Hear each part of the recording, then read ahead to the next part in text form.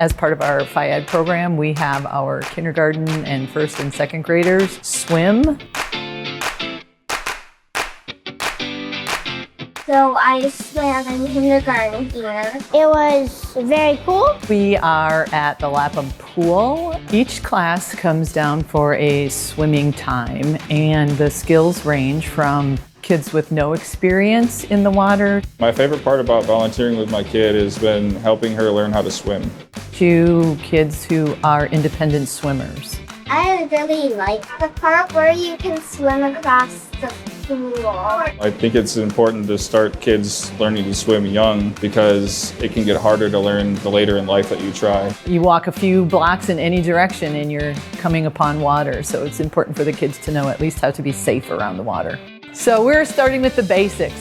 Just water comfort. We'll be working on back floating, and then we always finish up with some jumping in, which is a fan favorite of the kids. Obviously, as you saw, there's a lot of energy out there. They definitely like to jump in.